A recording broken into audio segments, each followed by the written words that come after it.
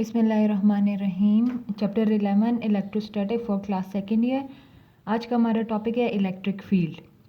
It is a region और space around the charge particle within which its electrical force can be felt by other charge is called electric field. वो space या region किसी भी charge particle के around जो है वो अगर कोई इलेक्ट्रिकल फोर्स फील करे तो उसको इलेक्ट्रिक फील्ड कहा जाता है। हम इसको इन अदर वर्ड्स ऐसे भी कह सकते हैं, a space around the charge और चार्ज बॉडी इन विच इट्स फोर्स ऑफ अट्रैक्शन और repulsion is experienced by other charge is called electric field. कोई दूसरा चार्ज अगर इलेक्ट्रिक फील्ड में आए और वो कोई फोर्स फील करे यानी कि कोई अट्रैक्शन या रिपल्शन, तो उसको इलेक्ट्रिक फील्ड कहते हैं। Electric field is a vector quantity. Vector quantity वो होती है जिसमें हमें मैग्नीट्यूड के साथ साथ डायरेक्शन भी चाहिए हो। तो the field of a positive and negative forces are shown. जब हमारे पास पॉजिटिव चार्ज होगा तो हमारी जो इलेक्ट्रिक फील्ड है वो डायरेक्टेड टूवर्ड्स आउटसाइड होगी। जब नेगेटिव हमारी फील्ड होगी तो इलेक्ट्रिक फील्ड टूवर्ड्स इनसाइड होगी। तो इलेक्ट्रिक फील्ड इंटेंसिटी का यही मतलब है कि किस इंटेंसिटी से हमारा जो यूनिट पॉजिटिव चार्ज है वो फोर्स को फील करेगा।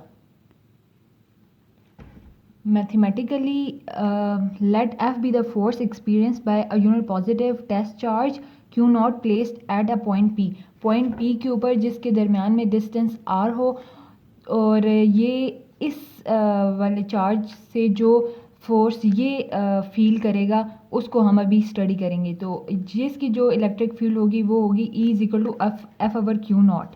F is the force, Q not is the test charge and E is intensity.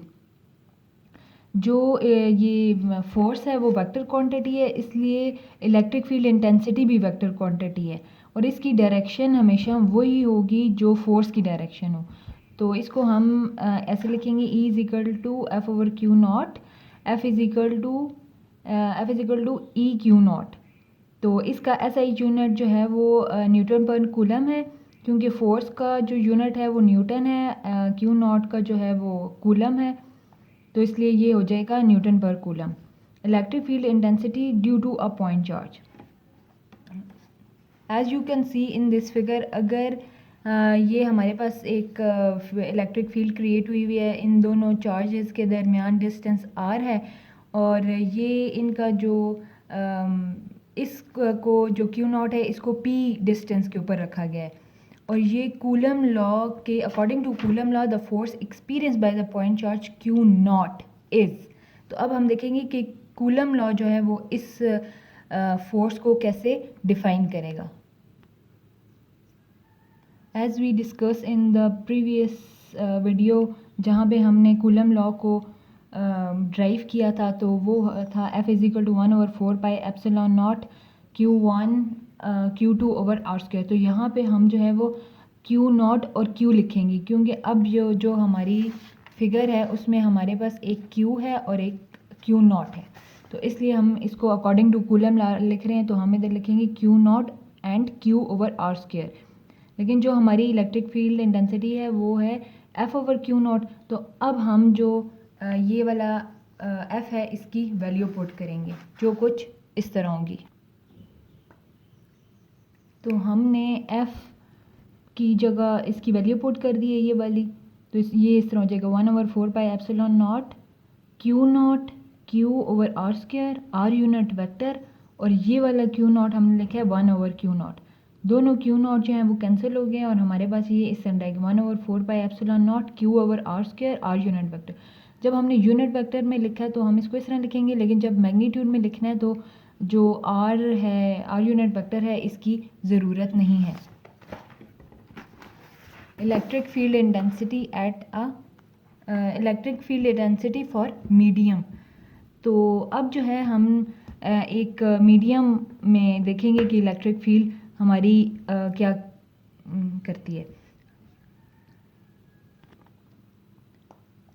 अब हमारे पास इलेक्ट्रिक फील्ड इंटेंसिटी आ गई है जो है 1/4 pi epsilon not Q over R square.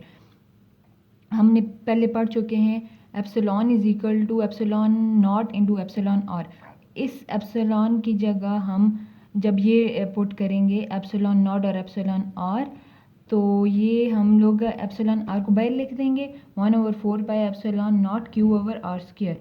ये वाला जो हमारा पोर्शन है ये हमारा ई है, तो so we can write E prime यानी कि electric field in a medium is equal to 1/एप्सिलॉन R into electric field intensity E. और ये इससे कंक्लूडेड है कि हमेशा जो electric field in a free space होगी वो ग्रेटर होगी than in a medium. So it is concluded that E is greater than E prime. Thank you.